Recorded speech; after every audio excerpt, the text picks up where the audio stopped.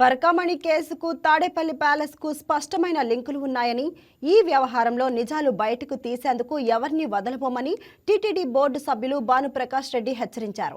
TTD పవిత్రతను దెబ్బతీసేలా శ్రీవారి జోలికి వస్తే వదిలేది లేదని స్పష్టం చేశారు. దేవుడి ఆస్తుల భక్తుల విశ్వాసంతో చెలగాటమాడితే సహించేది లేదంటున్న భానుప్రకాష్ రెడ్డితో మా special correspondent Bindu face to face. టీటీడీలో జరుగుతున్న పలు అంశాలపైన మనతో మాట్లాడడానికి TTD board member Bhanuprakash Reddy ఉన్నారు. సార్ చెప్పండి, టీటీడీకి సంబంధించి ఇది వరకు చూసుకుంటే చాలా వివాదాలు వస్తున్నాయి, ఎందుకంటారు? అసలు దాని మీద ఏం మాట్లాడతారు?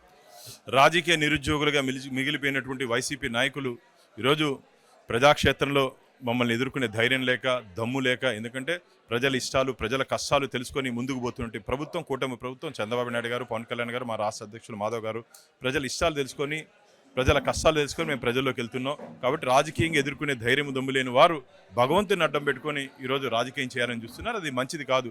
దేశద్రోహం ఎంత నేరమో స్వామి ద్రోహం కూడా అంతే అపచారం అని చెప్పి నేను భావిస్తున్నాను. టీటీడీలో జరిగే ప్రతి అంశానికి తాడేపల్లి ప్యాలెస్కి లింక్ ఉందని అంటున్నారు, దాని మీద ఏం మాట్లాడతారు? ఖచ్చితంగా స్వామివారి టీటీడీలో జరిగే ప్రతి అంశానికి తాడేపల్లి ప్యాలెస్కి లింక్ ఉంది. అన్ని రిమోట్ కంట్రోల్ అక్కడి నుంచి వస్తున్నట్టు ఆదేశాలు ఇక్కడ పాటించారు, అక్కడి నుంచి వచ్చిన ఆదేశాలు ఇక్కడ పాటించాలి. ఆధారాలు లేకుండా అసత్య అబద్ధ ప్రచారాలు చేస్తున్నారు. ఇది మంచిది కాదు. భగవంతుడితో పెట్టుకోవద్దండి.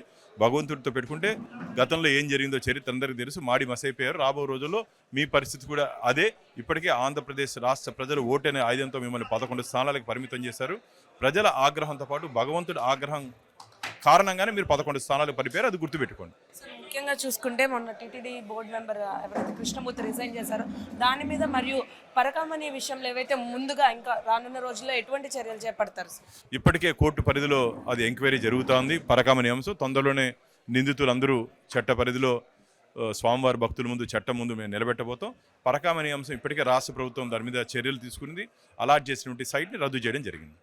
చూసారు కదా, పరకామణి విషయంలో కూడా రానున్న రోజుల్లో చర్యలు చేపడతామని, అదేవిధంగా టీటీడీకి సంబంధించిన అంశాలపై అంటే ఏవైతే వివాదాలు వస్తున్నాయో వాటిపైన కూడా ఒక తీవ్ర నివేదికని రానున్న రోజుల్లో రూపొందిస్తామని చెప్పడం జరిగింది. ఇది ఇక్కడ పరిస్థితి. వీడియో జర్నలిస్ట్ సురేష్తో Bindu, YK news, Vijayawada. Please subscribe to YK TV Network. Please subscribe to YK TV. Please watch YK News. Don't forget to subscribe YK News channel.